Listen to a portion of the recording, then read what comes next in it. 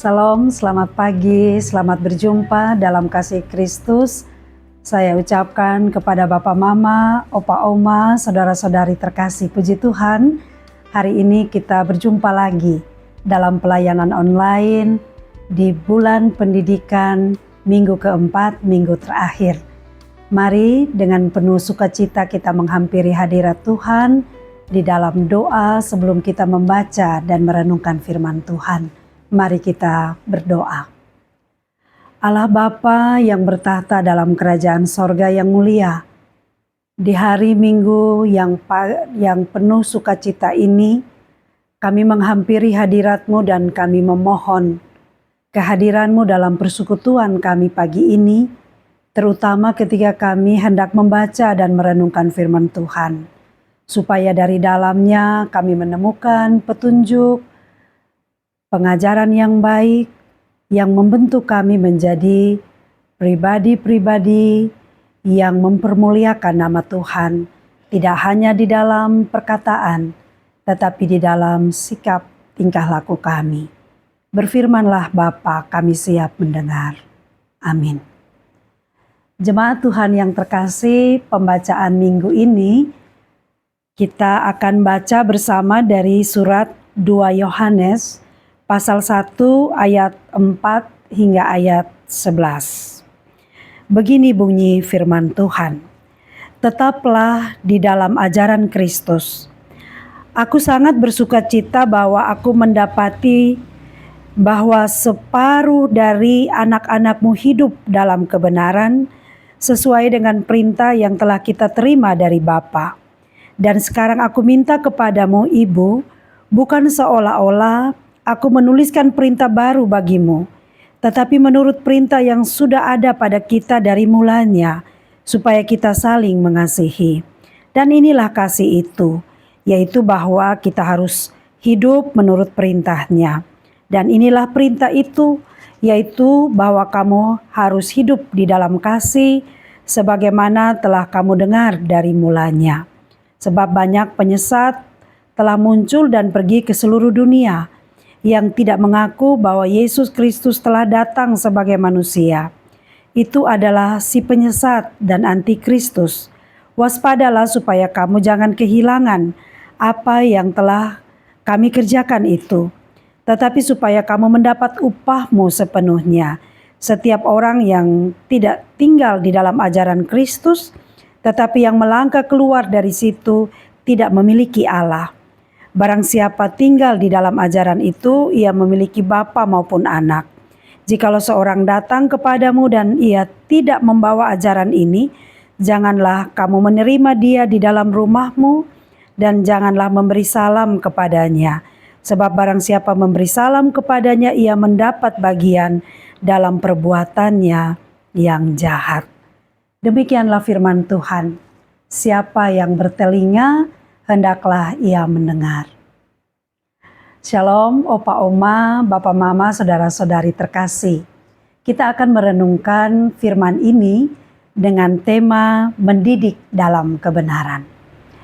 Opa Oma, Bapak Mama, saudara terkasih, proses pendidikan bagi setiap orang akan menghasilkan perubahan. Dari yang tidak tahu menjadi tahu, dari yang bodoh menjadi pintar. Namun tentu tidak hanya tentang pengetahuan yang diperoleh, tetapi juga mengubah sikap, mengubah karakter diri. Seorang menjadi lebih sopan contohnya, lebih beretika, memiliki integritas diri yang baik, dan sebagainya. Menutup bulan pendidikan hari ini kita belajar bagaimana mendidik dalam kebenaran. Tentu mendidik dalam kebenaran adalah upaya sadar yang dibuat oleh para orang tua, para guru untuk membawa anak-anak tidak sekedar tahu, tetapi sampai memahami atau hidup sesuai dengan nilai-nilai dasar-dasar, prinsip-prinsip moral, etika, dan iman. Menurut banyak ahli yang mengajarkan tentang pentingnya pendidikan bagi anak-anak. Tentu kita mendapatkan referensi. Namun pagi ini mendidik anak dalam kebenaran mengharuskan para pendidik tidak hanya mengajar dengan metode-metode, dengan cara-cara yang kreatif contohnya, tetapi yang pertama dan yang paling penting sebenarnya adalah si pendidik itu sendiri memberikan contoh atau teladan hidup. Karena banyak kasus kekerasan terhadap anak dari waktu ke waktu yang dilakukan oleh para pendidik, baik orang tua maupun para guru. Hal ini mengingatkan kita bahwa kekerasan adalah metode yang dianggap benar kadangkala dan dianggap pas untuk bisa mendidik anak supaya anak menjadi takut atau taat, anak menjadi lebih disiplin, dan anak menjadi berhasil di dalam menempuh pendidikan. Apalagi mengingat peribahasa, di ujung rotan ada emas. Dalam kenyataannya ada yang membawa pada kematian, membawa luka, membawa kepahitan, membawa trauma bagi si anak dan sangat berpengaruh pada kesehatan mentalnya. Kita bersyukur tema hari ini akan menolong kita untuk mengevaluasi kembali tugas kita para pendidik untuk bisa menjalankan fungsi kita dengan baik. Mendidik anak dalam kebenaran. Karena jangan sampai kita merasa kita sementara mendidik, padahal kita sementara menganiaya, bahkan mematikan anak kita. Ada beberapa poin yang perlu kita perhatikan pagi ini. Yang pertama, menyangkut pokok ajaran apa yang kita berikan kepada anak-anak kita. Yang kedua, metode yang kita pakai itu metode seperti apa. Dan yang ketiga, bagaimana kesiapan diri si pengajar itu untuk menjalankan proses pendidikan. Baik di rumah, di lembaga-lembaga pendidikan, di sekolah-sekolah, maupun juga pengajaran di gereja. Nah, menurut teks hari ini, 2 Yohanes pasal 1 ayat 4 hingga ayat 11, kita menemukan penulis surat yakni Rasul Yohanes menulis bahwa yang pertama, pokok-pokok ajaran yang diajarkan yang punya nilai kebenaran itu adalah ajaran Kristus. Itu merupakan konteks pergumulan Rasul Yohanes saat itu, bahwa ketika ada ajaran-ajaran yang banyak yang menyesatkan jemaat pada waktu itu, dia mengembalikan fokus jemaat orang-orang Kristen pada waktu itu bahwa dasar ajaran orang Kristen yang benar itu adalah ajaran Kristus. Semua ajaran yang benar itu ada di dalam Injil atau tertulis baik di dalam kitab suci. Maka kita juga diingatkan gerakan reformasi gereja, mengingatkan kita tentang pentingnya Alkitab, sola scriptura. Kitab suci itu harus menjadi pedoman kita ketika kita mau mendidik anak dalam kebenaran. Sehingga iman anak kepada Kristus itu bisa bertumbuh, supaya anak bisa cinta Yesus. Bukan hanya menyuruh anak pergi sekolah minggu, pergi ke gereja, mengikuti ibadah-ibadah dengan marah-marah atau merotani anak, atau dengan disiplin yang keras. Tetapi ajarkan anak berulang-ulang kenapa si anak itu perlu membangun hubungan, perlu membangun relasi yang dekat dengan Tuhan, relasi yang kuat dengan Tuhan, relasi yang intim, relasi yang bersandar pada Tuhan. Sampai pada akhirnya anak yang kecil itu bertumbuh menjadi dewasa dan dia mengambil keputusan diri sendiri, keputusan secara dewasa untuk ikut Tuhan tanpa intervensi orang lain.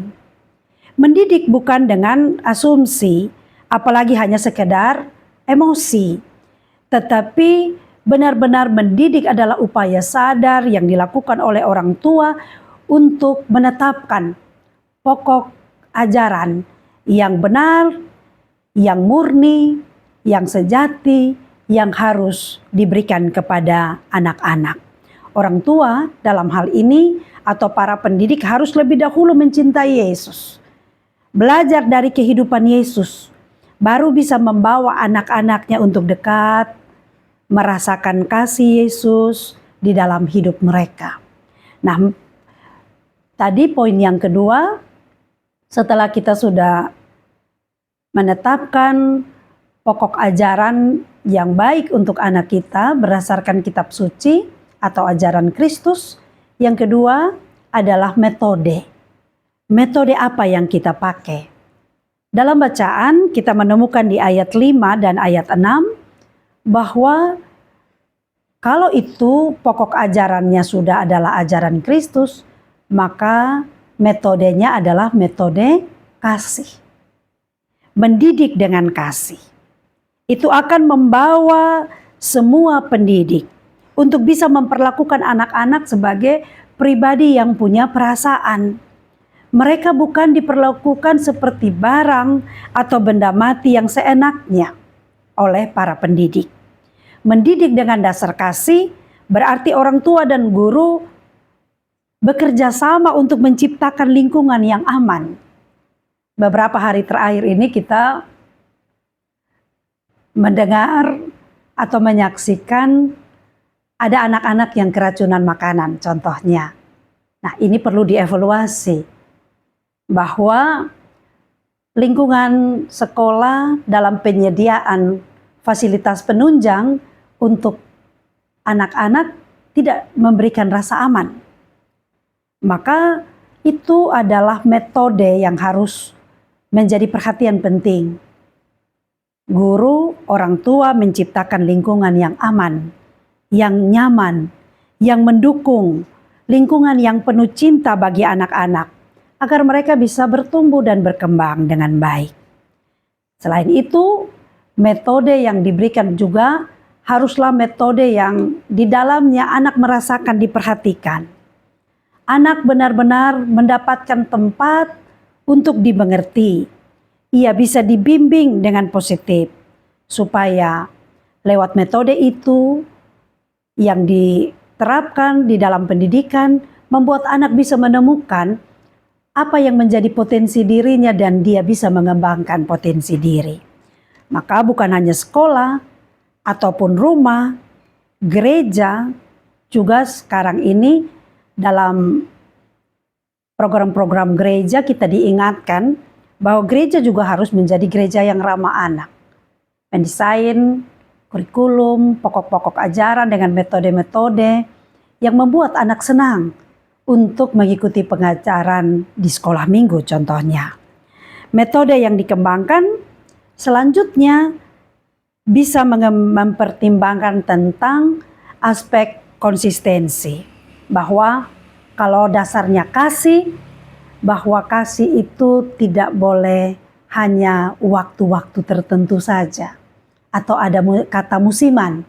Tetapi bagaimana metode yang dibuat itu membuat orang akan terus, anak-anak akan terus merasakan kasih sayang yang diberikan oleh guru, oleh orang-orang tuanya itu terus menerus, teratur, tidak pernah berubah, tidak pilih kasih, baik di dalam kata-kata maupun di dalam tindakan, terlebih khusus dalam sentuhan fisik. Samping itu, ada penyediaan waktu yang berkualitas. Para pendidik harus memberikan waktu yang berkualitas untuk bisa berjumpa secara langsung, tidak sekedar perjumpaan yang rutinitas, tetapi perjumpaan yang membuat para guru dan orang tua serta anak-anak itu merasakan relasi yang intim, interaksi yang hidup satu dengan yang lain. Nah, di dalam metode yang dipersiapkan itu tidak hanya satu arah, contohnya guru yang mengajar, anak-anak mendengar. Tetapi sekarang kita lihat kurikulum merdeka yang ditetapkan untuk diterapkan di sekolah-sekolah itu membuat anak-anak juga bisa berinteraksi dua arah, punya dinamika proses belajar mengajar yang lebih hidup. Nah, akhirnya dari situ kita melihat bahwa proses pembentukan karakter anak itu akan terencana, tersistem dengan baik, dan di dalamnya semua belajar untuk saling menerima. Ada pujian, ada penghargaan, ada dukungan, tetapi juga ada penerimaan yang baik dari orang tua, para pendidik terhadap kondisi anak-anak. Bahwa memang benar tidak semua anak sama kemampuannya. Tetapi kalau metode kasih yang diterapkan, maka orang bisa menerima. Para pendidik bisa menerima anak dengan segala kondisinya. Ada anak yang punya kemampuan lebih, tetapi ada anak juga yang lemah dalam hal-hal tertentu. Mereka adalah pribadi yang berharga, sama berharga dan bernilai untuk diterima dan dibimbing menjadi baik. Orang tua dan guru harus membantu anak sampai mereka menemukan potensi diri dan bisa mengembangkan apa yang ada pada diri mereka. Nah, Bapak, Mama, Opa, Oma, saudara-saudara terkasih, mendidik anak dalam kebenaran memang bukan hal yang mudah. Apalagi membawa anak sampai mereka benar-benar bisa mandiri, memiliki kehidupan masa depan yang cerah. Apalagi bukan sekedar itu, supaya dimanapun mereka berada, mereka menjadi anak-anak yang berdampak, membawa pengaruh positif. Dan di dalam teks kita mengatakan bahwa jangan sampai mereka menjadi anak-anak yang kehilangan keselamatan. Perhatikan ayat 9 dan 10, ada cara iblis yang bisa saja membawa kita anak-anak Tuhan ini untuk dibelokkan dari jalan keselamatan atau disesatkan jalannya. Nah, konteks Rasul Yohanes mengingatkan jika kita tidak hati-hati, penyesat-penyesat itu muncul, dan penyesat-penyesat itu pada dasarnya mereka tidak mengakui Yesus, mereka menyangkal Yesus sebagai Tuhan dan manusia sejati yang menjadi juru selamat bagi kita. Mereka akan berusaha mempengaruhi, menggoda, sehingga orang-orang yang sudah menjadi milik Kristus berbalik dari jalan kebenaran. Maka Rasul Yohanes mengingatkan setiap orang yang menolak Injil, yang tidak tinggal di dalam ajaran Kristus, yang keluar dari jalan Kristus, mereka tidak akan memiliki Allah. Artinya kita akan kehilangan segala sesuatu. Karena kita yakini bahwa segala sesuatu datang dari Allah, bersumber dari Allah. Maka kalau kita sampai kehilangan Allah, maka kita akan kehilangan kehidupan yang kekal. Kita akan kehilangan keselamatan. Maka pendidikan dalam kebenaran juga membuat orang tua, para pendidik sadar bahwa di luar rumah, di luar sekolah, di luar gereja, ada penyesat-penyesat. Ada ajaran-ajaran yang tidak sehat. Ada doktrin, ada filsafat kosong, ada pengaruh dunia yang jahat, yang sementara mengintai dan ingin menjerumuskan anak-anak kita. Maka orang tua harus berusaha untuk tidak melepaskan anak, tetapi memantau, membimbing, mengarahkan, mendampingi anak-anak. Perlu upaya sadar untuk ada kontrol yang ketat. Bukan membiarkan anak tumbuh dan berkembang sendiri, mengikuti arus zaman. Presiden Afrika berkulit hitam yang sangat kita kenal bernama Nelson Mandela. Dia mengatakan pendidikan adalah senjata untuk mengubah dunia. Pendidikan adalah senjata untuk mengubah dunia. Maka tugas kita bersama, orang-orang tua, para pendidik, untuk mari kita isi senjata anak-anak kita itu dengan peluru, Tetapi bukan sekedar peluru. Yang peluru harus peluru yang berkualitas. Yakni di dalamnya harus ada ajaran-ajaran yang benar. Supaya apa? Ketika kita melepaskan mereka, mereka akan memerangi segala bentuk kejahatan, ketidakbenaran, ketidakadilan, dan di mana mereka berada, kehidupan mereka adalah kehidupan orang-orang yang berhasil, orang-orang yang menjadi pemenang, orang-orang yang punya dampak baik di dalam lingkungan. Banyak anak-anak cerdas sekarang ini secara intelektual, tetapi sungguh miris mereka memakai senjata kecerdasan mereka, peluru kecerdasan mereka itu untuk hal-hal yang jahat. Tidak benar kehidupannya di dalam lingkungan, suka membuat keonaran. Mereka menipu, memperdaya orang lain dengan kepintaran mereka. Kita lihat maraknya penipuan lewat media online contohnya. Itu dilakukan oleh orang-orang yang cerdas, bukan oleh orang-orang yang bodoh. Namun sungguh kasihan, mereka tidak dituntun oleh orang-orang tua untuk berjalan di dalam jalan kebenaran. Bisa jadi kita melepas anak-anak kita sehingga akhirnya mereka tidak terkontrol. Nah, mari kita berbenah diri. Mengakhiri bulan pendidikan ini kita berbenah diri. Baik orang tua, baik gereja, baik lembaga-lembaga pendidikan, pemerintah, kita sama-sama. Bukan saling menyalahkan, tetapi kita belajar bersinergi untuk bangun masa depan anak-anak yang Tuhan percayakan kepada kita. Kembali pada tujuan pendidikan, bukan sekedar mencetak anak-anak cerdas. Karena memiliki ilmu dan pengetahuan saja tidak cukup. Kita perlu membawa anak-anak kita sampai mereka sadar bahwa mereka perlu berkontribusi secara positif bagi dunia.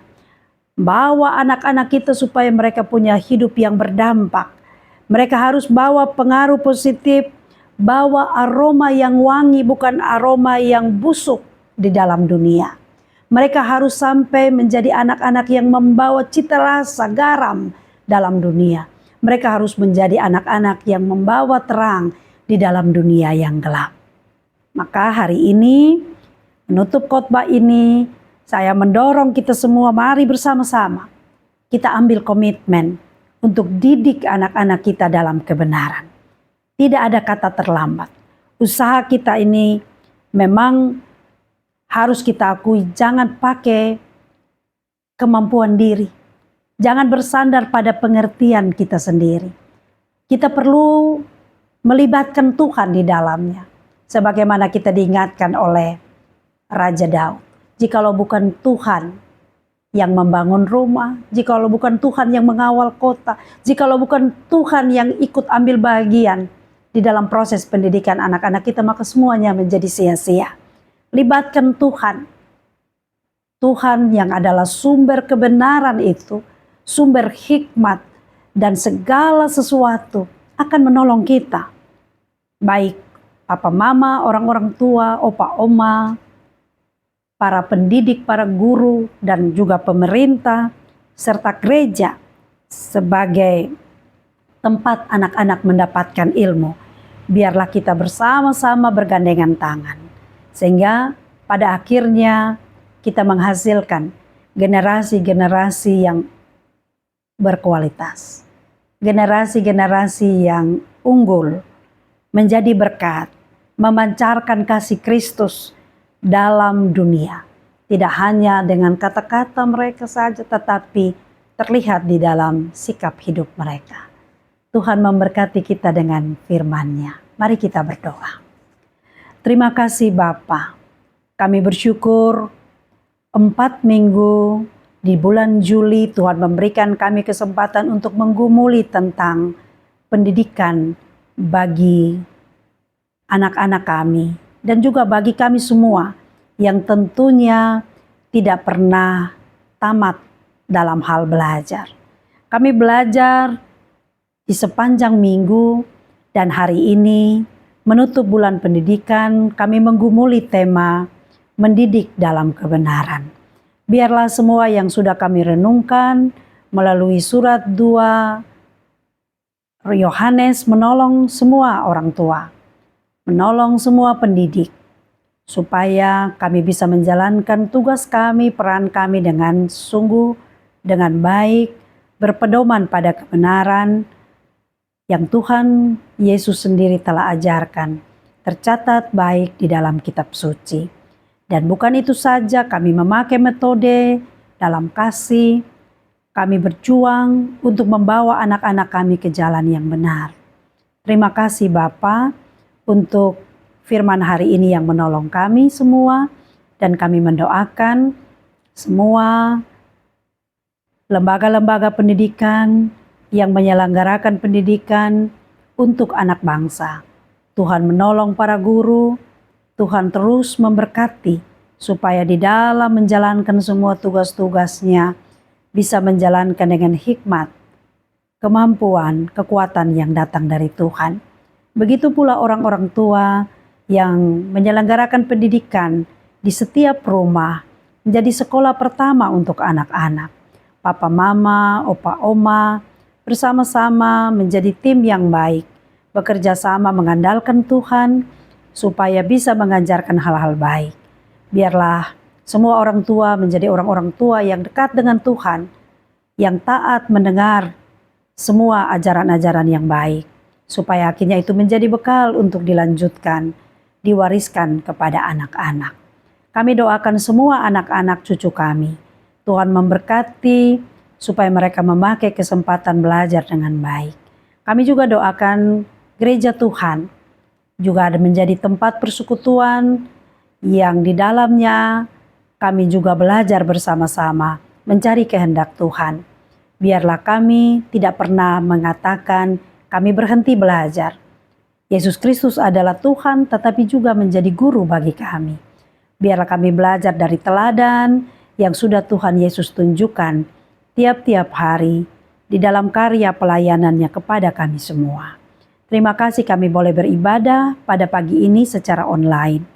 Terima rasa syukur dari opa oma, kaum lansia dan disabilitas di dalam seluruh keberadaan hidup.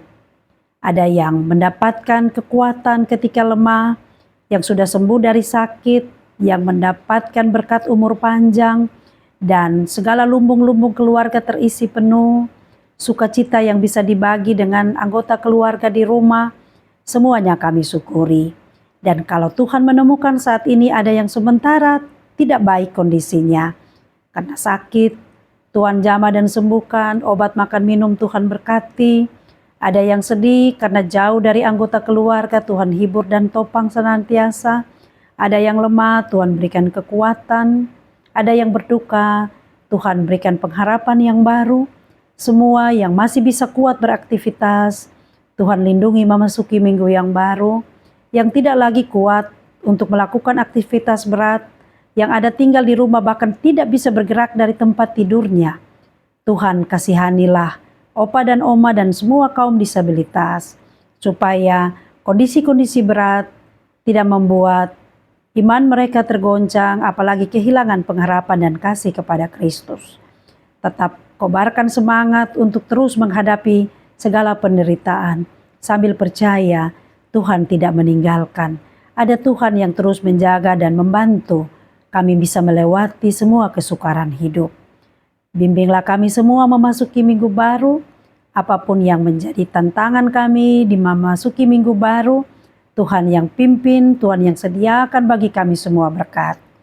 UPP Lansia dan Disabilitas, UPP Multimedia Jemaat Peniel Manutopen, senantiasa diberkati di dalam semua karya dan pelayanan mereka bagi kemuliaan nama Tuhan. Terima kasih banyak Bapa. Kami arahkan pandangan kami kepadamu dan kami mohon berkat-Mu untuk kami semua. Biarlah kasih, sukacita, anugerah damai sejahtera dari Allah Bapa, dari Yesus Kristus Tuhan, dan di dalam tuntunan kuasa Roh Kudus menyertai dan memberkati opa, oma, bapa, mama, saudara-saudara terkasih dari sekarang ini terus kekal selama-lamanya. Amin. Terima kasih Opa Oma, Bapak Mama dan semua saudara-saudara kaum lansia, disabilitas, Jemaat Niel Manuta Pen, bahkan semua orang yang turut menyaksikan siaran secara online. Kami bersyukur menjumpai saudara-saudara pada pagi ini. Salam kami di dalam kasih Kristus untuk semua yang terkasih di rumah. Tuhan Yesus memberkati kita memasuki minggu baru. Sampai jumpa dalam pelayanan selanjutnya. Tuhan Yesus memberkati kita. Shalom.